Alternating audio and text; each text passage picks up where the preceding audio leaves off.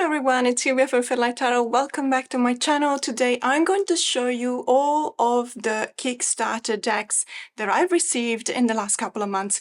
Beware, it's going to be a long video, so make sure you have some coffee or a snack because I'm going to show them all, and we're talking about approximately 10 decks. Let's do this.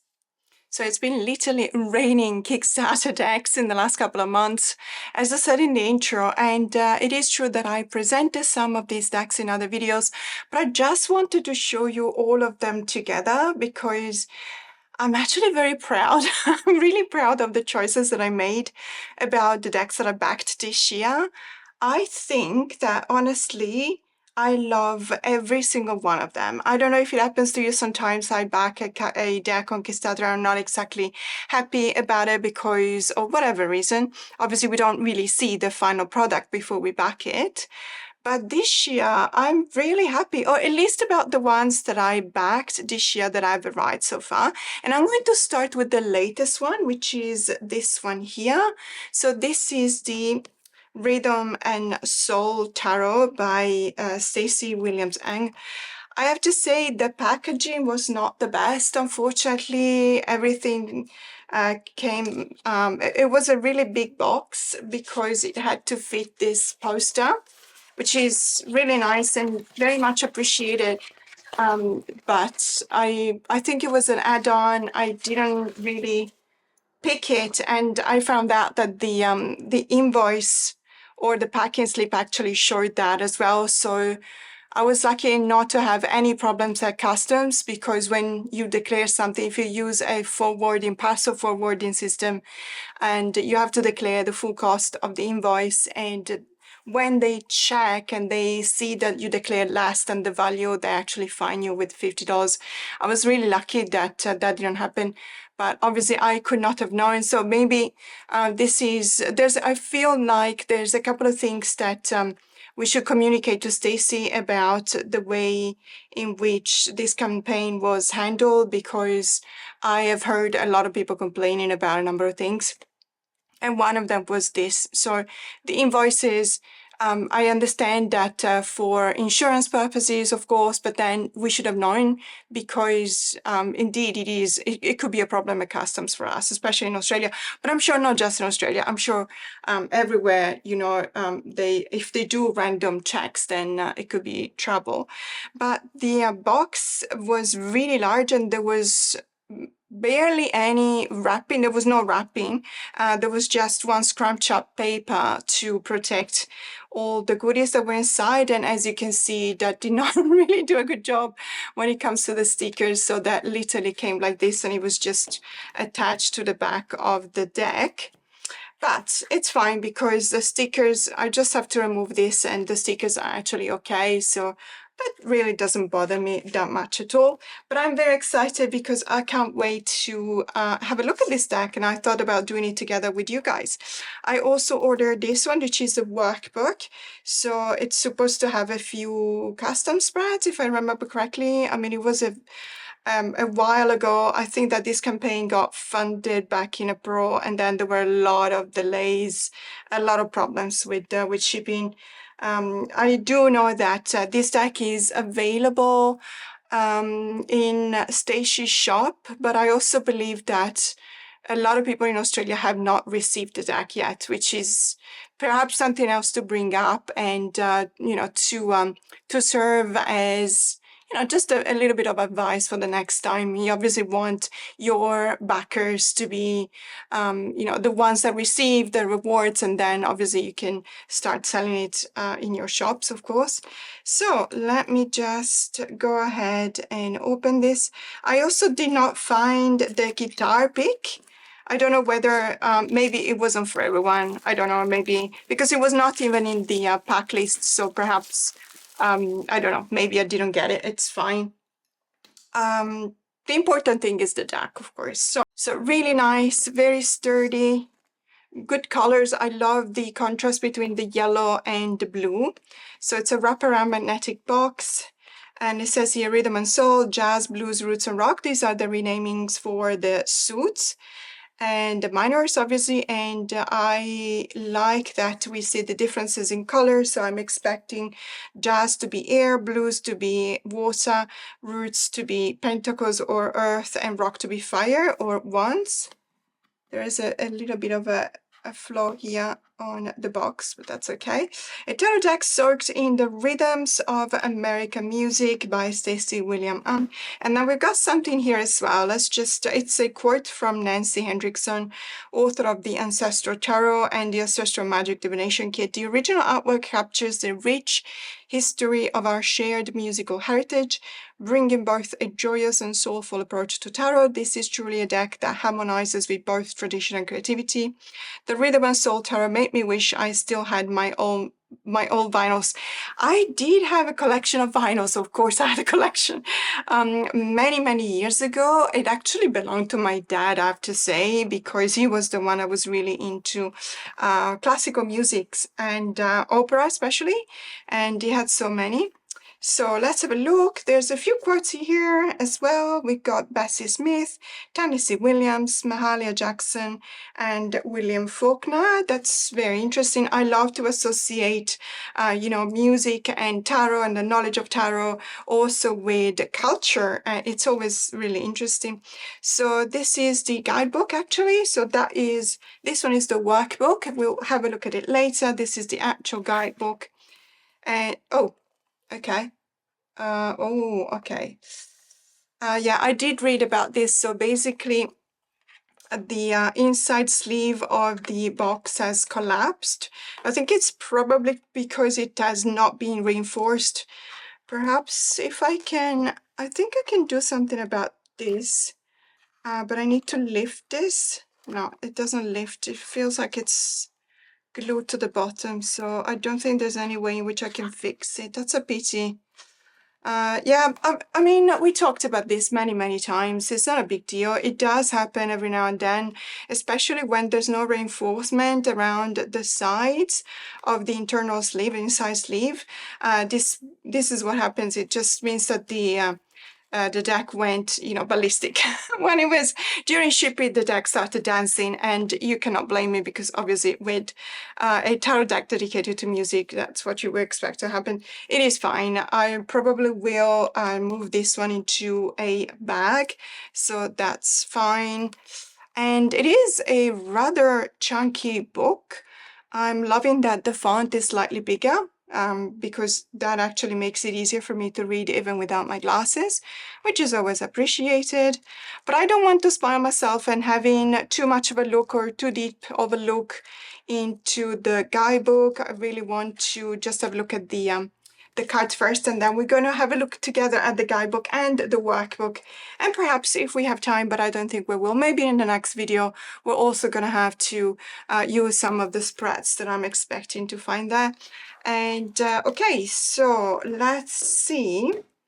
I'm going to open this up. Obviously, it comes with a really nice gold. It's a very warm gold, so I like this more than a pale or a cooler kind of tone for the gold gilding. So I actually really like this. It is a bit smudged. I think that it might be because of how it's been handled when it was packed. There are dents on the cards as well. In the two cards that are on top and bottom. That is probably because I imagine, I don't know, probably someone, or not someone, but the process of packing, they just pick the cards up by the top and bottom, and that's why there's dents on the cards. I mean, it's not massive, but you do see that. That is unfortunate when it comes, especially when it's this type of gilding. I do have that with another tarot deck. I think it's the Venetian Tarot. This type of gilding, unfortunately, makes it really hard and crispy on the edges of the cards, and sometimes that creates a bit of a crease. I don't know if I'm making sense, but I do feel like I've seen this a couple of times before. So let's just zoom in and have a look at the cards.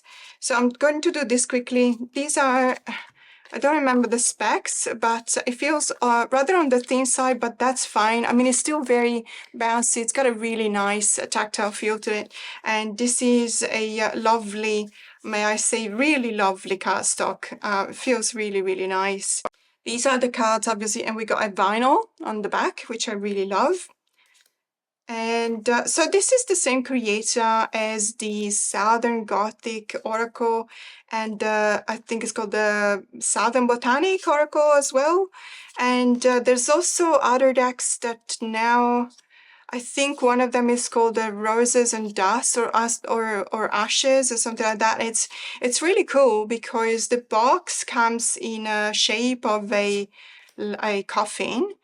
And all of the images inside have the same type of art style, but they have been taken from statues. So these are representing statues that you can find in many cemeteries in the southern states. So I have been to New Orleans and I've been to a couple of cemeteries, and they're absolutely fantastic. There's some truly veritable work of art when it comes to decoration, especially when it comes to statues and stuff. So it's really cool.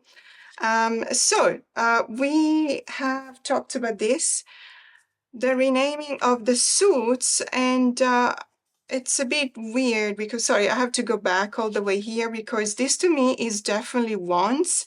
However, when we look at the color, this is yellow. So to me, yellow is the association with your chemical element of air. Not with wands or fire, but that's okay. We'll see. I might be completely wrong. We'll see. But this looks to me like definitely a Four of Wands. So, and this is definitely a Four of Wands. I mean, the competition, of course, and the victory of the Six of Wands. So the suit of jazz is referring to the suit of wands. And I don't really see the color on the cards anyway. It's just on the top of the box that it's in yellow. So it's not a big deal, but I do tend to associate the color red with the suit of wands because of the element of fire. Perhaps there is an intentional change to that, and I'm always interested to know the reason behind certain choices when the creator maybe has a small variance from what 90% of creators do. Then I would be very interested to know what prompted that change. So this is clearly the suit of cups, and it's called renamed Blurs. So I really like it actually. And yes, the color is also blue in the box here. So I'm really interested to know when it comes to the suit of swords, I'm assuming that's rock, and that is red, which is, yeah, it's a kind of odd choice for a color. Really liking this. But we'll be able to see that soon. So as I said, I'm not going to show you all of the cards because otherwise this video is really going to be too long. This is Access. Okay. So this is Access, and it's not... Okay, so let's go back to this one. Jazz, Blues, Roots, and Rocks. I thought that these were the renaming of the suits, the minors, but obviously we only had Jazz and Blues, so now we have Access, and I'm clearly looking at the Two of Swords here. So obviously Access is the renaming for the suit of swords. So basically, this is, my apologies, this is literally referring to the types of music that this deck has been inspired by, and that's absolutely fine. So I wonder what the suit of pentacles will be called. In any case, I love this James Dean look-alike. Access, I totally get it. For the suit of swords, Access is, I totally get it. It's still related to blades, so I'm totally fine with that. And Elvis, is that Elvis? So Roots, okay, so that's all right. So there is Jazz, Blues, and Roots. So we've got, as we said, Wands, Cups, and Pentacles, and Axes instead of Rock for the suit of swords. It would have been really cool, I think, to have a rock as a renaming for the suit of swords, but that's fine. I mean, Axis is obviously very easy to recognize for anyone who's familiar with the RWS, and I'm expecting it to be, you know, making it easier, so it's absolutely okay. So having had a quick look at that, there's also a little bit of a unfortunately, there is a bit of a bend or scratch here on the card. Again, I do believe, obviously, Stacey has got absolutely nothing to do with this. And I was reading a lot of comments on the Kickstarter campaign, people receiving their rewards being damaged, especially when it comes to the box.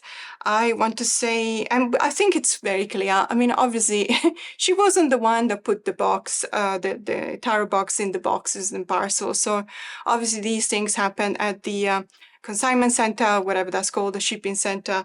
And it's a PC door, or rather, probably even before that, because obviously this would have been wrapped in the cellophane wrap. So this one was done at the moment in which the cards were put in the box. It is a bit unfortunate because there's more than one card that have this kind of chipping, but it is this kind of gilding that at the end of the day, when I'll start using this deck a lot, and I think I will, there will be more and more of these chips, because that is unfortunately what this type of gilding does. And yeah, I'm already seeing it. So I should not focus on these kind of things, because I'm very happy and very grateful that I finally received this deck. There were a lot of issues with the shipping prices, and I have to say, again, I think it's a learning curve when someone is, launching a Kickstarter. But I have to say, if you live in Australia, you may want to consider sometimes using a parcel forwarding service, because this deck would have cost me $92 to ship, and I only ordered literally just the deck and the guidebook. So all of this would have cost me $92 to ship to Australia. When the estimate was around 50, so almost twice as much. And we don't really know what happened. At the beginning, Stacey was saying that it was because obviously this one was included, and originally when we backed the deck, it was supposed to be just a PDF, but because we reached a stretch goal, then this one became physical. But it doesn't really add that much weight at all. As a matter of fact, this is very light. I believe it's mostly because there was this really big poster, which is always appreciated, but obviously that was not something that we backed. And it was a gift, and gifts are always appreciated. But if a gift means that we're spending twice as much in shipping, then it is a bit of a problem, especially when there's not a lot of protection in the packaging. As I said, mine arrived completely unprotected. There was literally just scrunched up paper the size of a Kleenex that was, precariously perched between the deck and the workbook. In any case, let's have a look now at the workbook, because I'm very interested in this. And let me know if you received it. Also, if you received the guitar pick, because I did not find it. And also, I did not have the pouch, but then again, the pouch may have been an add-on that I didn't add. So completely my fault. I'm not, but I believe that the guitar pick should have been there. But then again, as I said, because there were gifts and then there were add-ons. And add-on for me was the tarot workbook, and the poster, this poster here was a gift. And then I think that the guitar pick was also a gift, but I could be wrong. And let's have a look at this one. So this one should have, so yes, it's okay. So song spreads. Okay, we do have spreads. So there's a workbook here for a single card pool, and then 3 cards pool. And then there's song spreads. I've been lonely for so long. 1972 song by Frederick Knight. That's really interesting. I love this. This is really, really cool. I really think that this is where you can see the creativity, of Stacey. This is not just obviously the fact that she really created a fantastic product inspired by the music that she loves and that we love as well. So obviously we're very grateful for that. But this is where you really get to appreciate a deck, because it's a way, for me at least, to bond with the deck. Oh, look at this spread, 16 cards. Amazing. So I cannot wait, and you'll see that it's also divided in categories. So we got career, we got creativity, we got life changes, insights and answers, and then at the end of it, notes, of course. And I'm loving the dot grid. So fantastic. I really can't wait to get into this workbook. That would definitely help me bond with my new deck. And then going backwards in the order in which I've received them, this is another one that I haven't presented in my channel yet. This is Lenoir of Odilon. This is an oracle deck. I believe that this campaign has been advertised as the last reprint of this deck. So unfortunately, but there might be still some copies because the creator has a shop. It's called Mystique. And you might be able to find these decks still for sale on her website. And if you want it, of course. This is really nice. I have to say, the box it's got a really velvety kind of feel to it. It feels really, really nice, and it's very elegant. As you can see, the presentation is fantastic.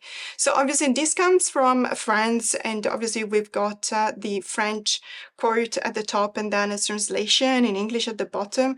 We got the alchemical symbols at the bottom of that of the back of the box.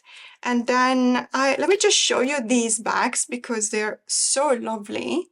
I mean, if you do like that, you will see that these are in like a spot gloss kind of printing, which I really like. And this very intricate, very nice arabesque motif is just really, really beautiful.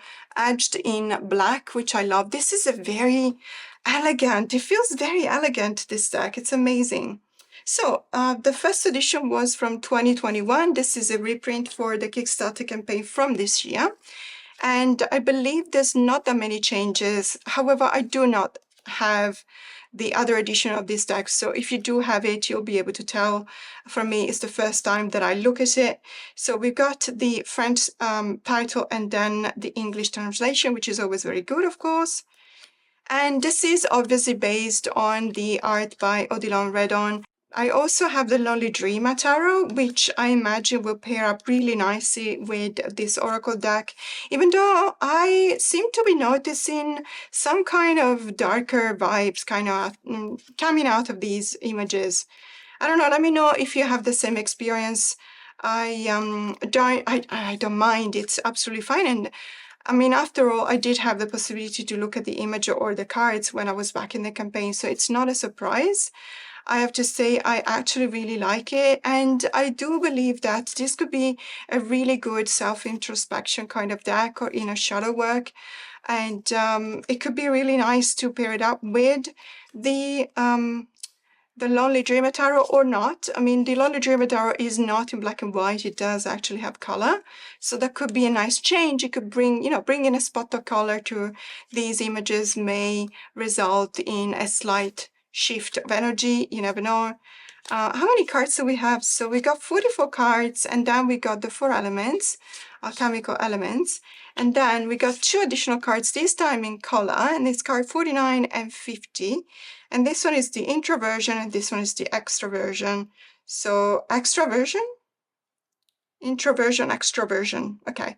So really, really beautiful. I cannot wait to work with this deck. This feels like it's one of those decks that really wants an intention. So it's not for the faint of heart. It's not for your daily card pulls. It's something that really necessitates a bit of work, a bit of an effort to just make it an integral part of your daily practice. So let's put it this way.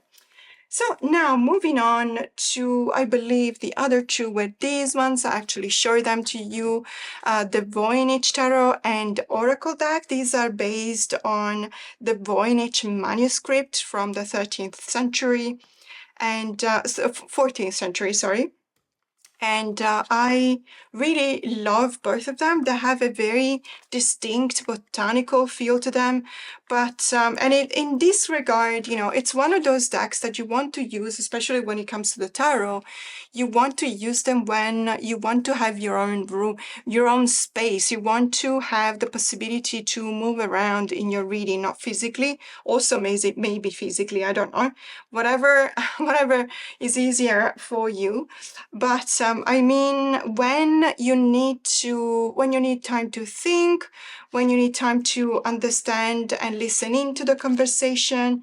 So the fact that it's botanical and the fact that it's kind of, you know, whimsical, botanical, weird botanical, especially when it comes to the Oracle deck, as you can see here, but also the Tarot deck. These are not your normal plants, obviously, because it was based on the Voynich manuscript that did have these kind of illustrations. It almost speaks of something fantastical, something extraterrestrial, something that we don't necessarily see in our everyday life. And then again, something that may be inspired to the botanicals that we see and we find every day. So really beautiful. These two together obviously read really well because, of course, it's the same kind of art style, the same style of the images.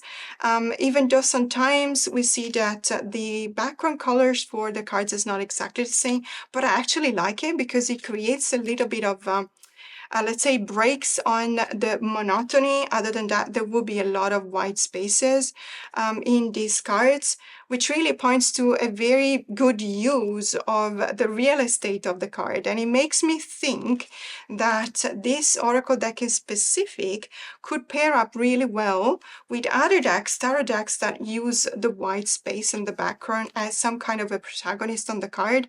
And I'm thinking about, for example, the Lion Strider tarot deck, but also the Vindur deck by Leopantea. That could be really nice to have a look at those two together.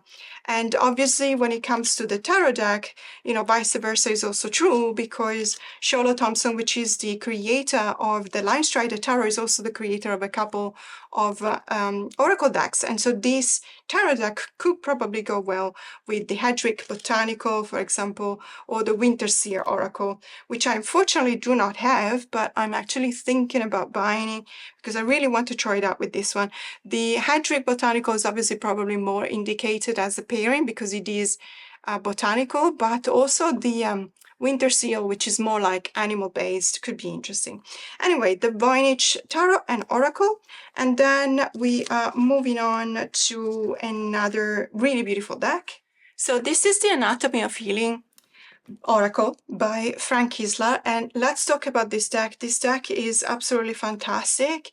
It is an Oracle deck. It's one of those Oracle decks that it is a one-of-a-kind. It is extremely supportive, but it's also very knowledgeable. So it looks at 4 groups of anatomical parts of the body, the human body. And let me just show you from here. So we've got the outer organs, we got the reproductive organs, we got the bones and muscles, and we got the circulatory system. And obviously within these categories, we also have the different cards. Now, it's not difficult to find which card is, sorry, and I forgot the inner organs as well, of course. So it's not difficult to find where to look for the card, for the page of the card in the guidebook, because as you will see, the cards actually have a number.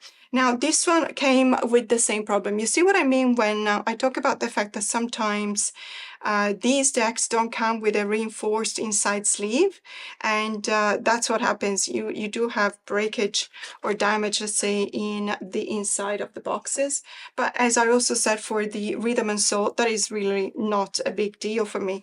So as you can see here, we've got the aorta. So you do have the name of the organ. And let me just zoom in, and then you also have at the bottom here, you have a keyword, which is always very interesting, and let me tell you, very relevant to understand the meaning of the card. And then you got number 40, so let's just quickly have a look. Number 40, obviously we got it here, so number 19, 27, it must be towards the end, and we got 36, and 38, 39, and 40, so aorta. So it talks about, let's say, the context in our body, the aorta, what is it, what it does. And then it looks at the emotional perspective. The aorta embodies energy, strength, life at the core of our existence. It reminds us that we can live life to the fullest if we choose to, and helps us to keep our channel clear of negativity.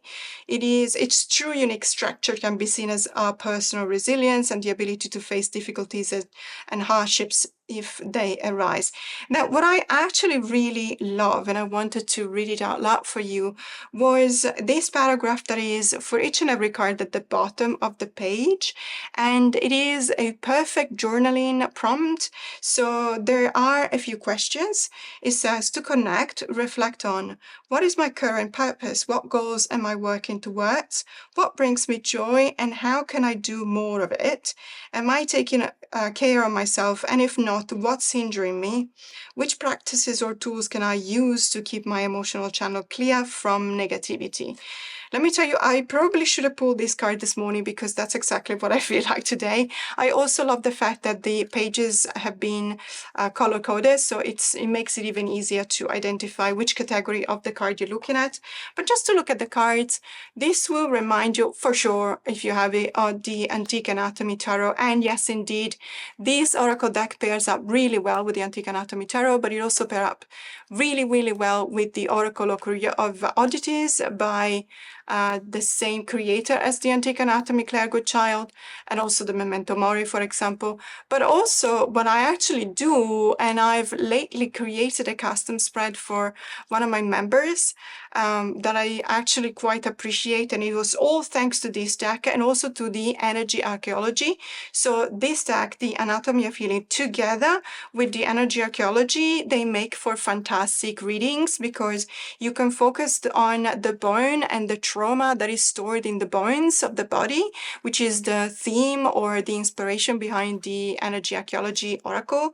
And you can also focus on different areas of the body when you look at the Anatomy of Healing. And they both come with very deep and knowledgeable booklets that really start with anatomical presentation of the organ or the bone we're looking at, and then they make a connection to the spiritual realm or the emotional realm. And I find that very insightful, and I'm very grateful that I was able to actually back this deck. I'm really over the moon, and the quality, this cardstock is phenomenal. It is one of the cardstock that you feel like you can use all the time. This is literally one of the decks that you never feel afraid of using and shuffling and reusing and reshuffling because you know that it can take a beating. So really, really stoked about this deck. And let's put it back. And I also like the backs, of course, which are 100% botanicals. I feel that these are called lilies, but I could be wrong. I know the name in Italian, it's Gigli. Which is a very difficult name to pronounce for anyone who's not Italian, because my husband can never pronounce the GL in the Italian way together. So the month of July, we say luglio, and the GL or luglio, it just cannot say.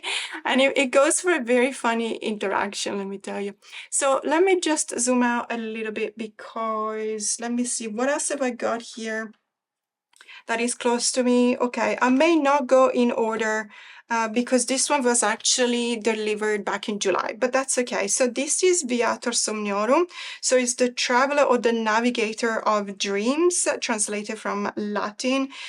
It was originally published under a different name. I believe that this was the name it was published under. So Oniromancy deck. And this is the science that study dreams. And yes, it's predominantly a deck that you would use for dream divination. However, it's not just for that.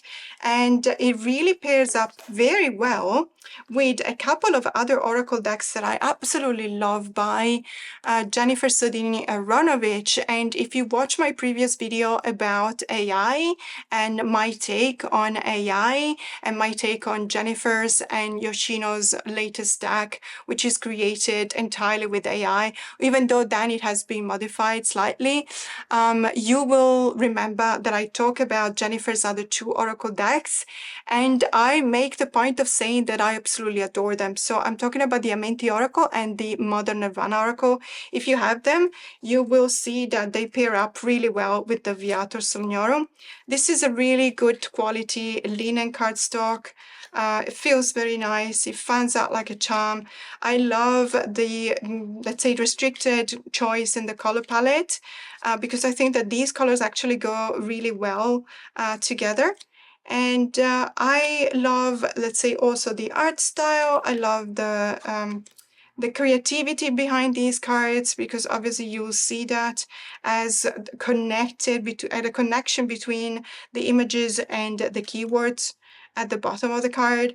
I would have probably preferred smaller frames, smaller borders, but that's really fine. I'm just being, splitting hairs or being nitpicking, and it's not necessarily me. I just really love to talk, and I just love to point out that things. I don't know why this one is upside down or reversed, because I do not shuffle reversals, and especially when it comes to an oracle deck, that is something that I would probably never do.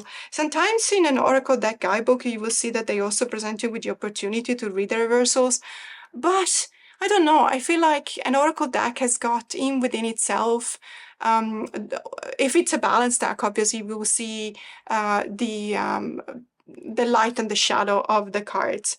So this was the Viatorum Soniorum, really nice deck. As I said, love to make pairings with it. And then I think we're moving on to this deck, which is the Tamara Tarot, the same creator as the Habitrot Traum Tarot, which is, among these 2, it's actually my favorite. I love this one as well, but again, it's probably not 100% on my aesthetics. Let me just zoom back in. However, I like it. I like it anyway. And as I said, it's just because I love to point out things. It does come with a guidebook, and this one is in English, so the titles on the cards are in English, as opposed to the first one, the Habitrot Traum Tarot, was in German, because the creator is based in Switzerland, in German Switzerland, and it is really nice. If you watch my video again about AI and is there a space for AI in tarot, and is there a space for AI in art, I talk extensively about that. It was a little bit of a rant as well, but it was done in a very respectful way, and I like to think that I always want to keep my mind open to hear what the artists are saying. So especially when we purchase a deck that has been created thanks to the use of AI, and now it's actually mandatory. I believe that Kickstarter has launched this kind of rule that if you're creating something, not just tarot and oracle decks, but anything with AI, you should expressly say that so that the backers will know. And this one was created with, let's say, the start of the images were done on, I believe it was Midjourney, but I could be wrong, but in any case, it was an AI software. But then the creator, because I do follow her on Instagram and I really love her work, and she was showing it to us, and she was explaining that for each and every one of these cards, after the initial AI prompt, she had to work with 100 clicks. So 100 clicks of the mouse in order to get to the final, the finished product. So this is what in my AI rant video, I talk about the 3 stages of AI. And the first stage for me was, for example, the Millennial Tarot, but also because it was created years ago. And then the stage 2 would have been indeed Jennifer and Yoshino's tarot, which is called the Artist Decoded Tarot. That's a stage 2 because there is a little bit of participation and creativity at play when it comes to the creators. And this is stage 3 for me because it clearly shows that, for example, the hands are perfect. I don't know if you can tell, but one of the telltale signs that a deck is being produced by AI and not refined, not fine-tuned, not corrected, is that the hands and feet look terrible. And also whenever there is something with smaller details, even writings, for example, it is terrible. terrible. You can't tell the details.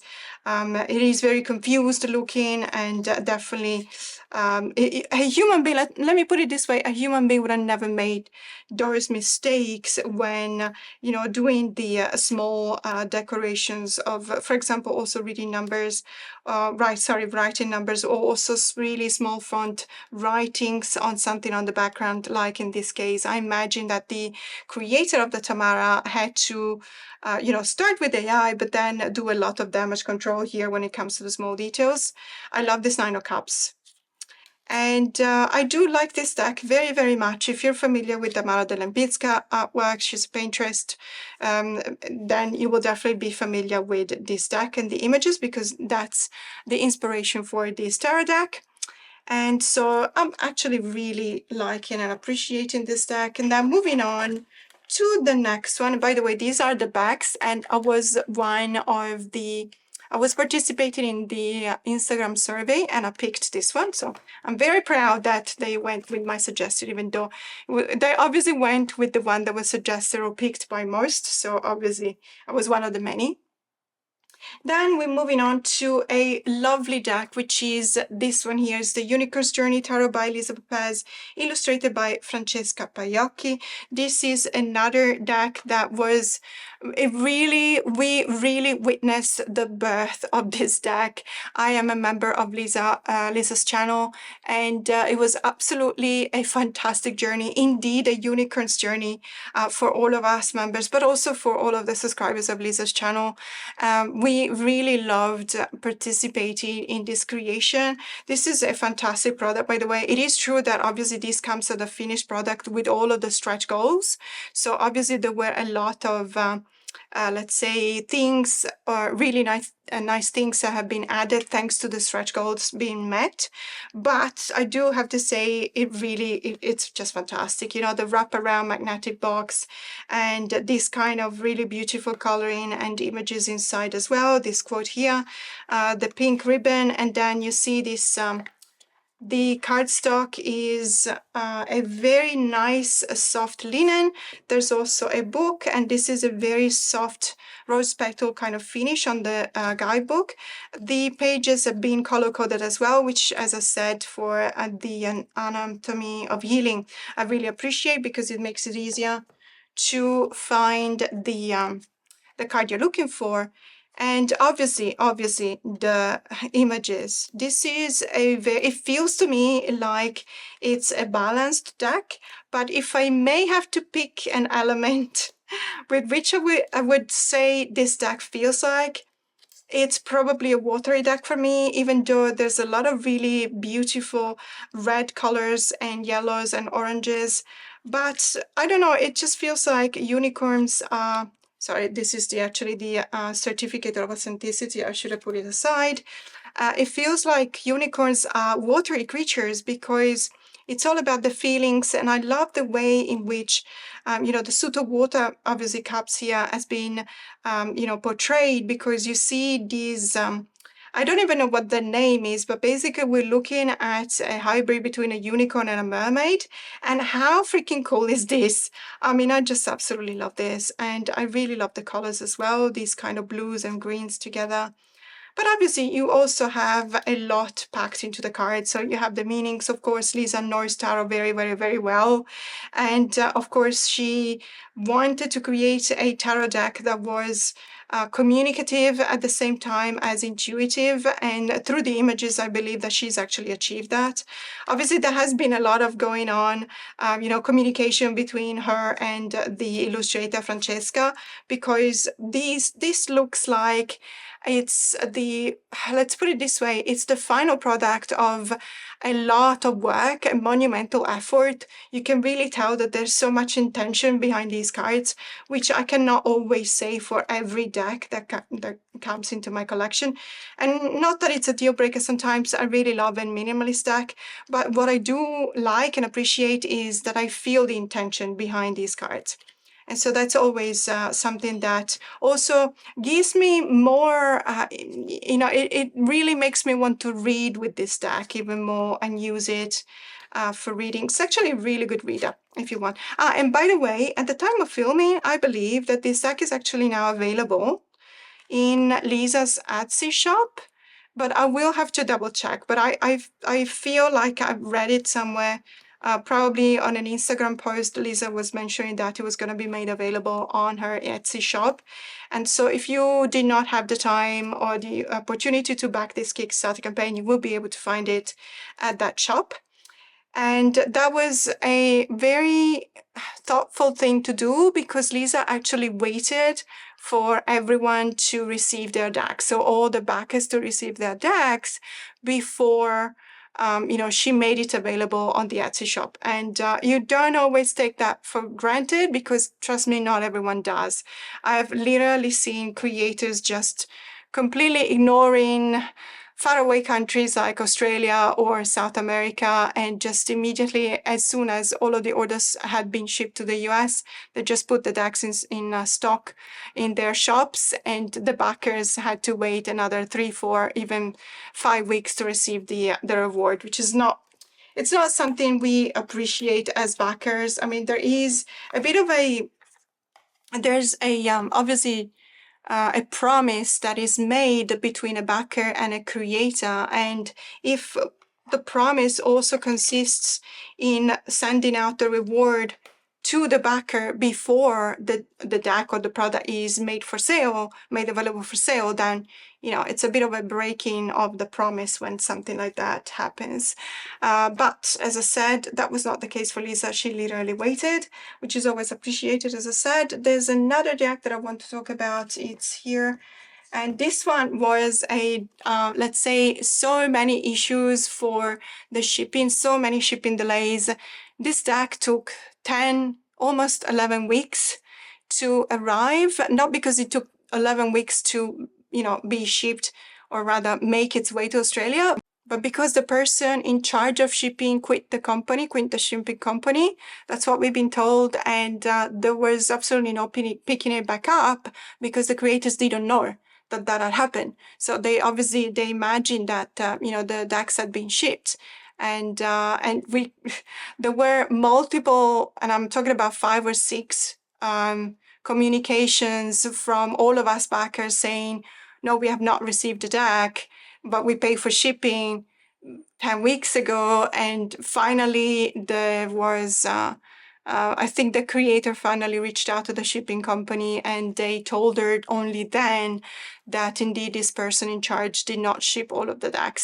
So this is the Coffee and Tarot by Leila Champagne and Bob Smithies. And I have to say, I love, and I mean really love, the backs of this deck.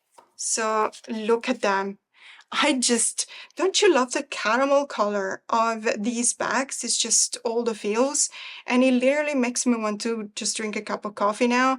They are reversible if you shuffle in reversal. So these to me, the simplicity of it, the elegance of it, that's just absolutely beautiful. I really love these backs. So let's have a look at the images. I have to say, I actually did go through the images and try doing a few readings with this deck, and I don't know, it doesn't click yet. So, and it's me, it's not the decks, obviously it's just me. I feel like there's a way to communicate that these cards bring up to the surface that doesn't necessarily vibe with me and the way that I read.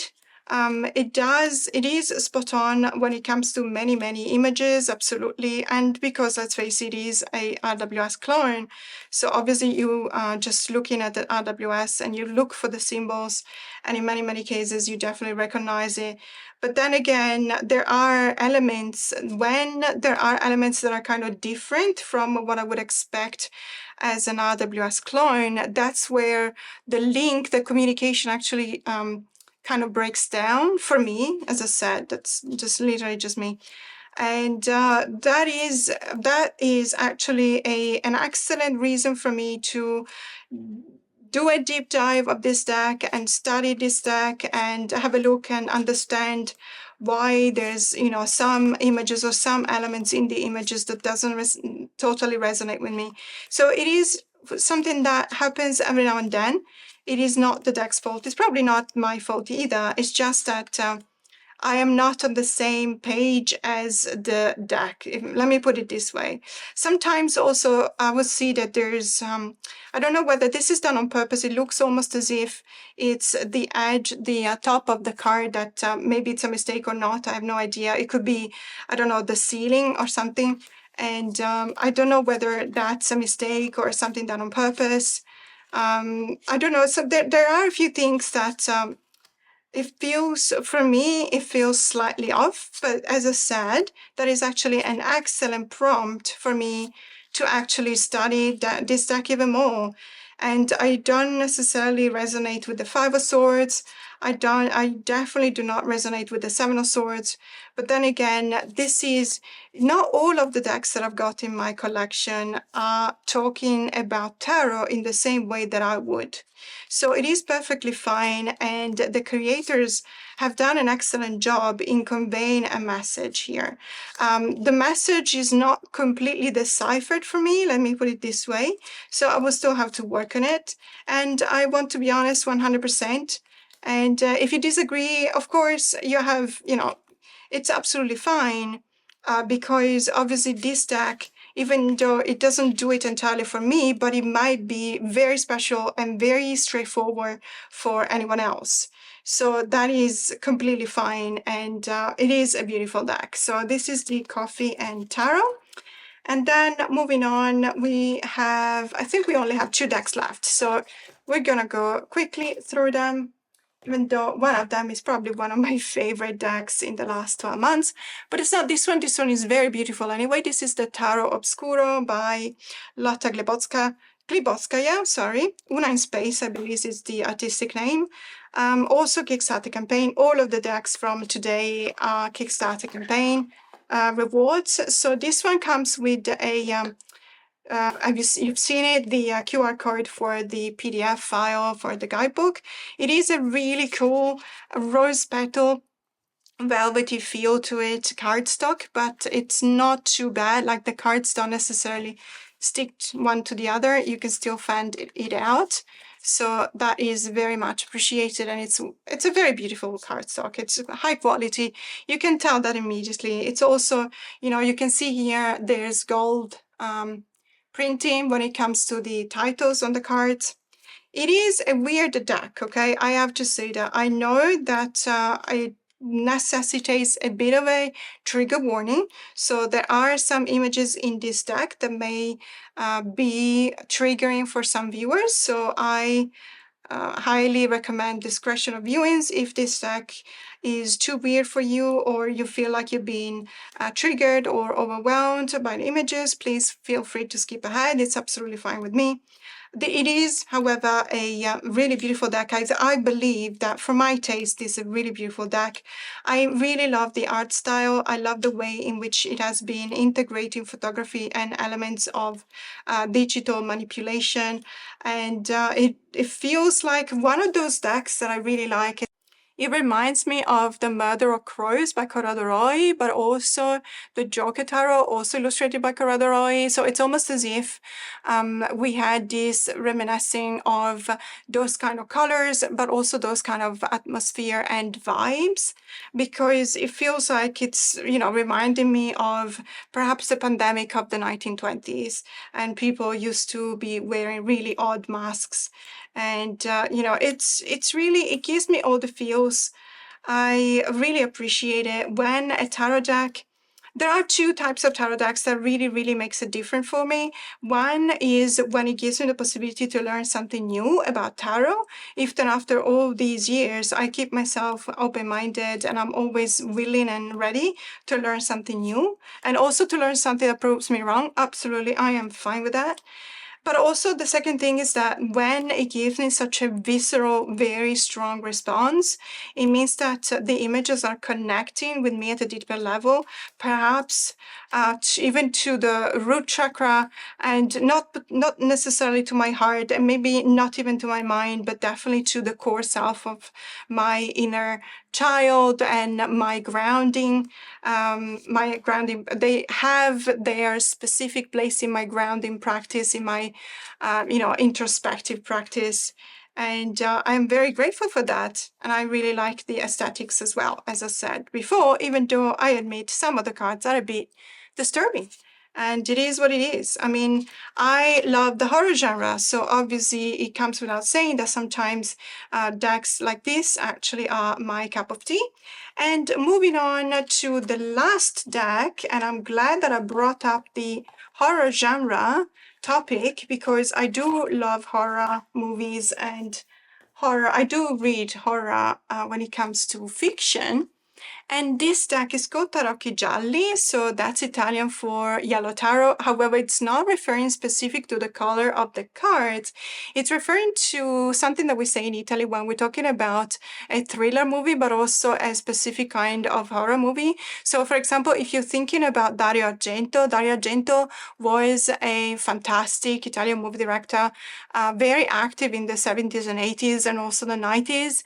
One of my favorite movies is Phenomena, because I think you can actually get it in the English version because the main character was the actress Jennifer Connelly, so obviously would have been speaking English. I love that movie so much, and I remember there was a cult back then. And I remember really like saving money to buy. So she had Jennifer Connelly. She's a 14-year-old student. She goes to a college, and she's American, obviously, and she is very fancy. Like everyone looks up to her because she's very fancy. She looks very fashionable, and she was wearing a pajama, and the pajama top was by Armani, and it was black with a golden eagle.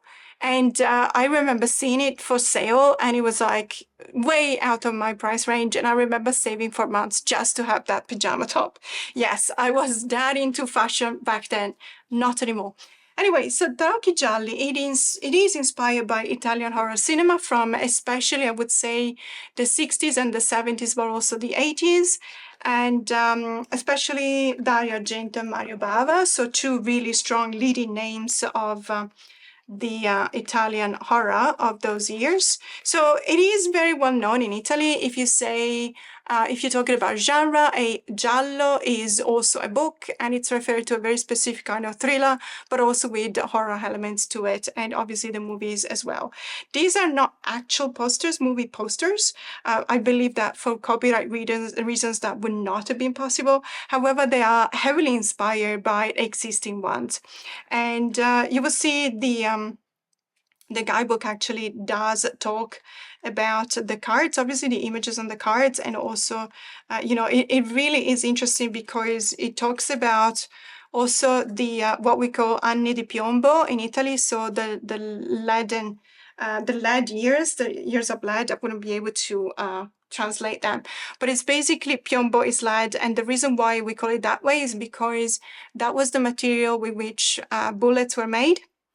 And I'm talking about the years in which we had the Black Brigades and the Red Brigades, so terrorist groups, obviously in Italy. And it is one of the books that was an inspiration for these posters, or rather these cards, these images, is indeed there's a few here. So Strike One to Educated 100, the rise of the Red Brigades in the 60s and 70s, and also States of Emergency, Cultures of Revolt in Italy from 1968 to 1978, and then Extreme Right Parties in Western Europe. So these three books were referenced a lot, other than obviously the Italian Gothic horror films and Italian Gothic horror films of different decades. So of course, we do have these two different kinds of inspirations. And it's very interesting because I have my own personal story, which I'm not going to repeat. It was very emotional the first time I said that when I was presenting this deck in that video, because I do have some personal experiences related to terrorist attacks, and So this deck really means a lot to me. It really does. Other than the fact that it's really beautiful, and I absolutely love the art style. And look at the box. I mean, look at the image on the back of the box. Isn't it just superb? So it is very large, as you can see. And you will be excused, you know, if you thought that these were actual movie posters, because they have been really well made. And I love that they present the title. So this is in Italian, obviously, but you also do have the English translation at the bottom of the card. So you will not have to learn Italian. But this one here, it looks like the title of a movie. And then in here, you have the names of the actors. So I really love the way in which it has been thought and presented. It looks absolutely fantastic, and it also gives really excellent readings. I did a couple of readings. I remember the first time that I introduced this deck on my channel in a video, I actually did a reading for the collective, and it was a very deep one, and I really, really loved it. I used this deck a fair bit. I also showed this deck to a friend of mine, and you know, we were discussing, she's also Italian, we were discussing together how accurate the representation of the movie posters of those years is in these cards, but also even the titles assigned to the cards. It could very well be the title of a movie or a horror-based book. So really, really well done. Nick Ribera, absolutely fantastic job here. Really love this deck. And I do use it, but not as much as I would love to. It is rather difficult for me to handle because of my injuries in my fingers, and it is a very large size, but it doesn't matter. You know, it's just really beautiful. And when I resonate a lot because of this personal experience and references, when I resonate this much with the deck, I find a way to use it. So there's no excuses for me not to use this deck. That was it. That was the last deck. And as I said, I backed close to 40 Kickstarter campaigns this year, but obviously the latest one haven't been delivered yet, or I believe none of them have been produced yet. So I'm expecting them to be delivered in the middle of next year, which is absolutely fine, because we know that sometimes it takes a long time to produce a deck and then to ship it, of course. But I'm very excited about the Kickstarter campaigns that will be presented to us next year, because I believe that we are being flooded with AI. And there's a lot to say about the fact that now a creator, as I was mentioning earlier, has to specify in a campaign whether they're using AI or not, or rather when it is used, they have to disclose that. So it will be very interesting to see if that means that we'll have more AI decks, you know what I mean, or less AI decks. I don't know. It will be very interesting to see. We live in definitely interesting times. In any case, thank you so much for watching, and have a great day.